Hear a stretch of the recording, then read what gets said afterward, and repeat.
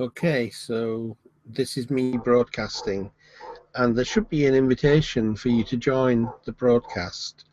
You're down here in the screen, and there you are. So if you What? speak, yes. Did you see that? Your face came into the middle when you spoke. Oh, okay. How about that? Better? Yeah, that's what we needed, isn't it? Is it okay? Well, let's test it out. I think we've tested it. This is a broadcast which I'm broadcasting only to you, but you can make it public. You can make it online so that anybody who's online can uh, start watching it as we're doing it. But if you only make it so that you're broadcasting to each other, then we're the only people who can see it, and that means that if anybody else wants to watch it, they've got to watch it back on YouTube. When we do this, it goes to YouTube, and then the YouTube account, we can set the video to private so no one can watch it, even if they are subscribers to our video channel, until we're ready to release it. So like we've been releasing each clip on a Sunday, we can release the actual broadcast that we're doing now, or the one that we're about to do at 7:30. We can do that on Sundays as usual. Okay. And we can also do separate clips if you want, or we can just talk for half an hour and say we'll have a break now and we'll come back and then do another half an hour if you like, or we'll just do the half an hour, or just 10 minutes or whatever it is. But because when you talk now, your face will come into the middle of the screen, there'll be variety, and I think that's will allow people to want to tune in for a little bit longer than 8-10 minutes. Okay. So there you are. I've got the sun coming in through the skylight window here, so I'm really I'm like a ghost. So I need to swap the screen around, but maybe the sun will have gone in by 7:30 your time. So I had a message. I don't know if you got any. Yesterday, somebody was asking me on Facebook for some advice, and I thought, well, a conversation with you about the subject that was brought up. So I've said to the person concerned that their name will not be revealed, and that way it will mean that they can hear, and so can anyone else, what's being said between a man and a woman about this particular situation that this lady finds herself in right now. And She asked a question. yeah, she's just got divorced, so she's hoping for a new life, new setup. And then she said she's found this guy, and he's working in the film industry, and he's totally committed to his work. He should be. And it sounds to me like he's using her for sex. Oh. And she's fallen in love with him, and it's quite sad, really, and it's like asking questions around this subject. I think I need your advice for my actual relationship. I should see him next week, but I don't know what to think.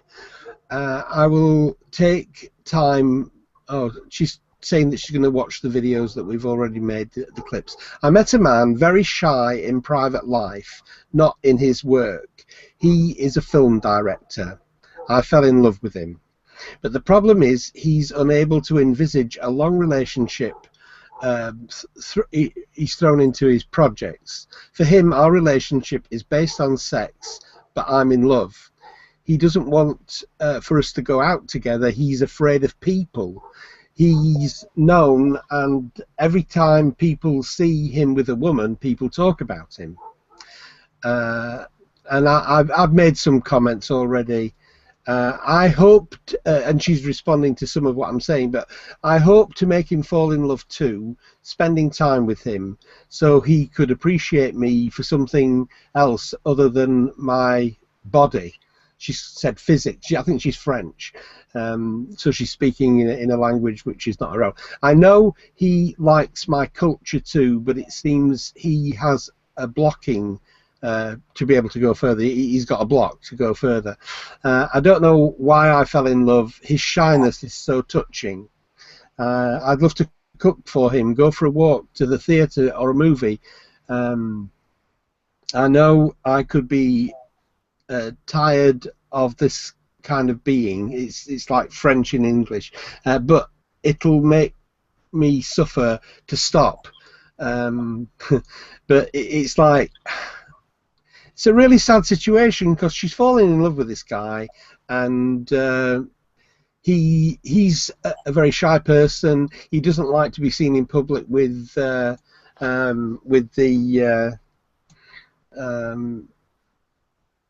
with a female, because people ask questions, and it could be all an excuse that he just wants to go around and make use of her as a sex buddy. I don't know, but she's in love with him. Did our videos prompt this question, or is it not just questions? No, she came to me last August and started a conversation which she withdrew from. She said, I need some advice. I wonder if you'd be willing to help me. So I'm sure you get that all the time, but I had this, I said maybe we should Skype, and then I was looking back at the previous conversation that I'd had with her, and we hadn't Skyped, so I've not really spoken to her about her situation till now. I saw her online, and I said, how's things with you? And she said she's going through this divorce. It's almost finished now, and she's got this fella, but she's in love with him, and he's not in love with her. So I just thought it'd be a really good subject matter. How does she know that he's not in love with her? Because he won't go out in public? Yeah. Maybe she... Because I have spoken to other women, and they say that they know when a man's in love with them. No such thing. I'm a woman. I'm telling you this. When two adults have the desire to physically want to be with each other. Now, let me addendum here. It took me a while to learn this myself as well, as sharp and witty and humorous as I can be at times. When two adults make a decision to be with each other intimately, they also have the responsibility to verbalize their questions rather than assuming. I mean, I've been in both places where I'm very shy in my intimate life, and I don't like to be seen with men in public because people ask questions, and I'm very private, more so because I have little children that are in the community. Mm-hmm. So I get that. I understand his point of view, and it doesn't mean that he's not in love or he is in love unless she asks him. You have to, if you want something, I mean, if you really want something, what I've learned in life is you have to be able to talk to the person that you're having these intimate moments with, naked, and ask, are you using me for, is this just sex? Are we just fucking? Or do you see me as something more? And the reason why I'm asking is because this is how I feel.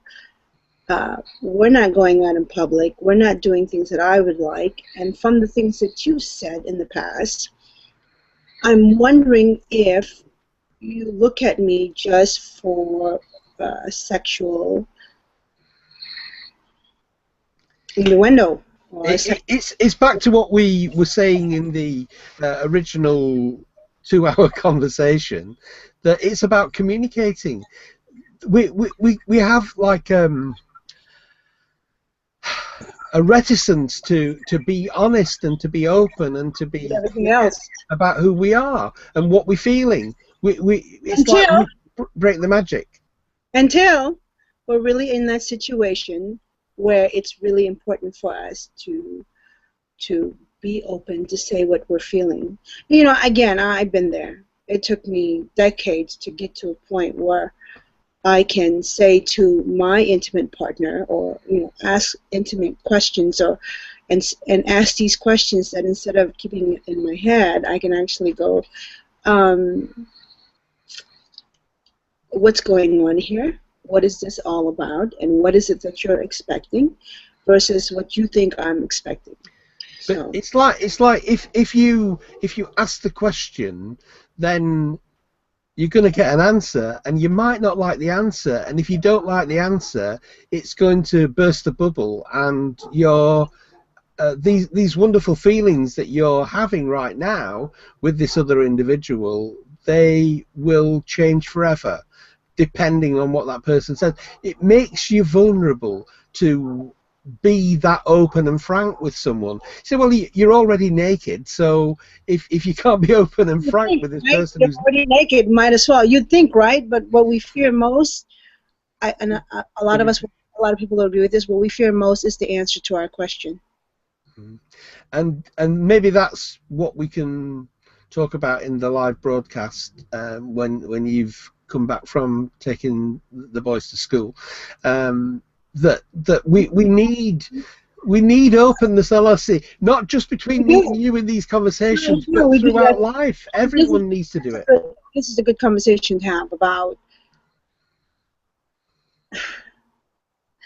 what were we talking about before we were in chat. The last time we talked was about people and their fakeness, and not evil or mean fakeness, but they come off online as these badass or spiritual or enlightened and involved, empowered human beings, and then when they're really in their intimate life and all the shit comes off, and they nothing at all of their persona is there, and you kind of go, wow, what the hell happened? This is not the person I was attracted to. This is not the person that I came to. This whole all that stuff was fake. And again, going back to your friend's question, is that how is it that we can be so open and intimate, sharing our deepest insecurities and questions to a stranger we've never met, yet we can't do that to someone that we're naked with? And based only by my experience and having been in that situation, is that we are scared of the answer. We're scared of the rejection. We're scared of not being wanted the way we want that person. And I think that stems from when we were children, and that we carry that on as an adult, that we're scared, so therefore we stop asking these really open questions that are important to our life, to the most intimate person in our life who sees us naked in all different awkward positions. Literally. I agree. Yeah.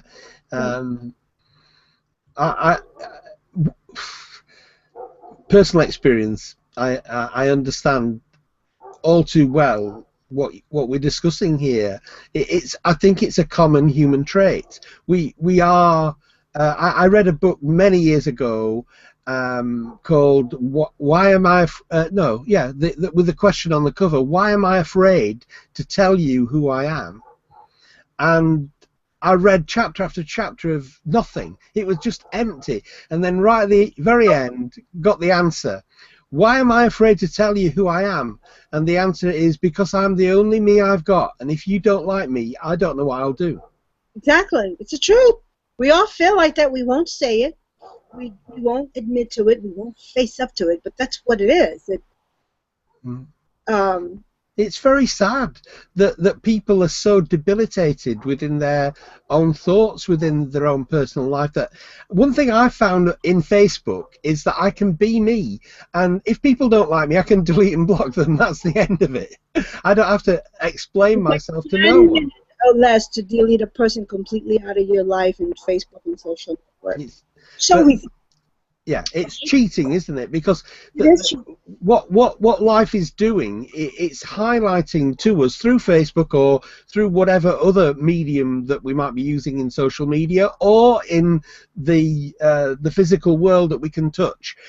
Life keeps bringing to us the problems that Over and we need to over work through.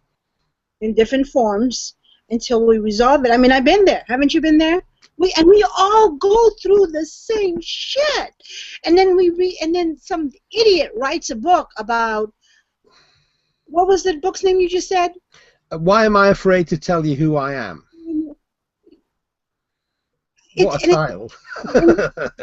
Why you're afraid to tell me who you are is because you're afraid to be rejected for who you are. I mean, that should have been a 1 or 2 sentence book. That it really is. It was chapter and chapter after nothing till we got to the answer. Bullshit. I'm sorry. I know I could be class with my words, but I would rather be class with my words and get to the point than have to lead someone on to buy a $2.99 Kindle book that is just full of bullshit. Just bullshit. It was a paperback, and it was 1981 when I read it. It was a paperback, and it was about that thick. It was rubbish, absolute rubbish. Offensive, yeah, good word. Author and go, give me my money back. This is bullshit. No, I was lent it. I didn't actually buy it. That did cut the blow. Although I did spend maybe 2 hours reading it, or maybe an hour and a half. I would have been livid. Most of us don't even get to the point of asking these questions or having this discussion. I know a lot of women and men in their 60s, 70s, 80s, and we can have this discussion, and they'd be like, they would sound like that book. Why am I afraid to tell you about my... It's a lot of people do not get to this level of having this discussion with themselves, let alone with an intimate partner, let alone a friend, and doing a show. It takes a lot of pain, acceptance, and experience to get to this point of discussing this. So I think we probably, if we do talk about this, we probably end up talking about other things as well. But it will be very helpful for people to realise, that is poignant. That is smacking me in the face with a piece of wet fish. That really smarts. That hurts, because what they're talking about here is the damn truth. Pretty much.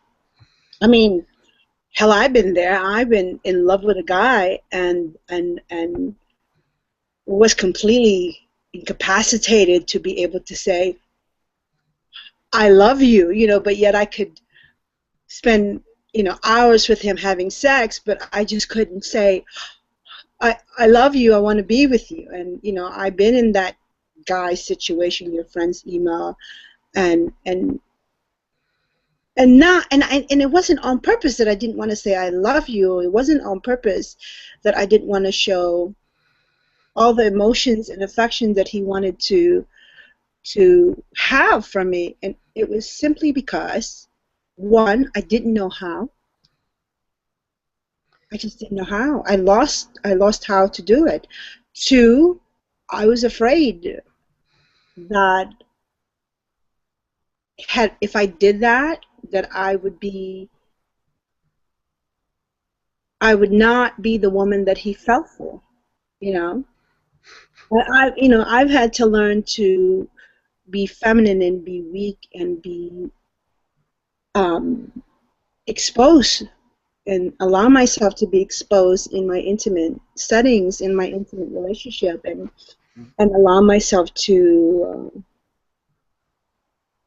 be put in a vulnerable spot where I can actually say, I love you, I care for you, I want to spend time with you, I want this moment with you, this is what I want. I want to be your love, I want to be your porn star, at the same time. And it took me 44 years to get that.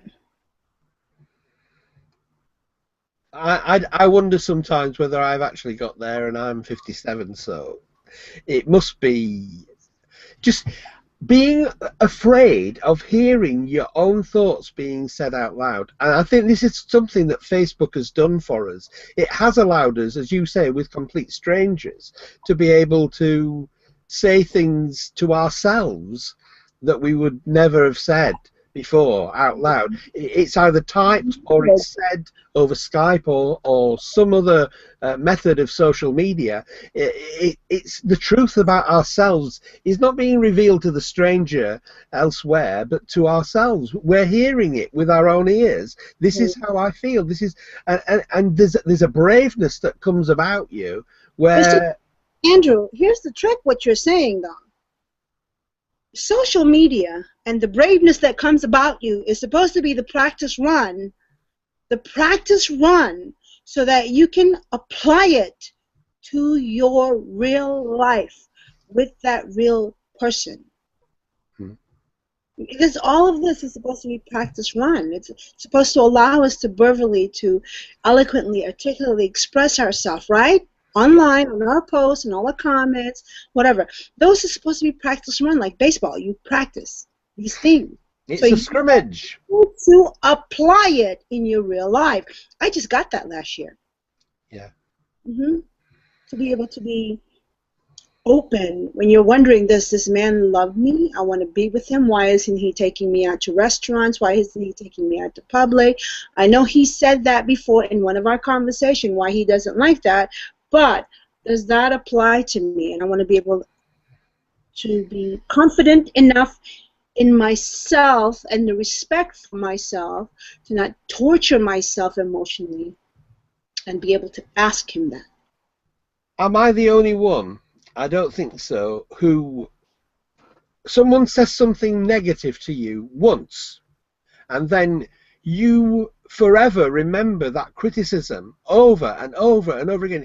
They only said it once, but you repeat it to yourself inside your head over and over and over and over and over again. That person that you respected, that you cared for their opinion, has made some pronouncement, some negative pronouncement about you, and it comes to hurt you and to haunt you over and over again. Am I the only one that's gone through that? Nope. Everybody. I believe everybody has, and it's bullshit when somebody goes, "No, I don't take that personally." Yes. Well, this guy may have said, "I don't want to go out with you because if I'm seen in public, then people talk, and I'm obviously a well-known individual." I don't think he said that, Andrew. I would be surprised if he did. And this is usually what happens. And again, going by my experience, I believe that is a conversation they had about that. But it wasn't directed at her. Now, if it was directed at her specifically, then I would have to say to her, well, he told you his honest truth. Why would you want to change him? You understand what I'm saying? Yeah. I don't think he said, I don't want to be seen in public with you because I'm a popular director and I don't want people to think that you and I are, even though we're being intimate. Yeah. You said it more nicer than I am. I don't think he said that to her. I think it was a conversation that they had about relationships, and she's putting it on herself. Because I've done that. I have done that. I have had long, stretch-out conversations with people, and then I remember something that they said about something or some in their life, and I apply it immediately to me. But yet I didn't come right out and ask that question. And maybe the conversation was only once. Maybe she only had that conversation once, and now she's repeating it back to herself all the time. We can't be what I want us to be because he said this, and he maybe said it the first time they met, and they've met 50, 60, 70 times since, and he's never said it to her again, but he said it to her once, and now that's the end. We can't do these things. She owes it to herself to ask him? But you know why she doesn't. I know, but don't you think she owes it to herself, to her peace of mind, to ask him? But if he repeats it back at that stage and makes it personal, because you're saying it wasn't personal the first time. Anyway, with the thought, Andrew, so why not just come out with it? Get it out of the way, because if the guy is saying it not in general, but about this relationship, this individual, then I think, this is just my take on it, she's better off without him. She needs to drop him. She needs to forget him. Unless she's willing to accept him with his baggage the way that he is. And if she's not willing to accept any man without he changes his baggage to fit in with her, or he's got baggage that already fits in with her, then she's not really open to that many relationships. She's only got a very small number of opportunities to find true love. Oh God. Okay. That's my opinion, and I'm throwing it in now. But I'm ready for you to shoot me down in flames anytime, because it's a two-way conversation. This, I'm being honest about my thoughts, and then you come back and you tell me what your thoughts are, and maybe I'll change mine, or maybe you'll change yours. Okay. Well, the boys have to go, so Okay. well, let's continue this in about 30 minutes, okay? Sounds good to me. It's I shall stop the broadcast, and I'll let you get on, and give me a message on I will. Facebook when you're ready. Yeah.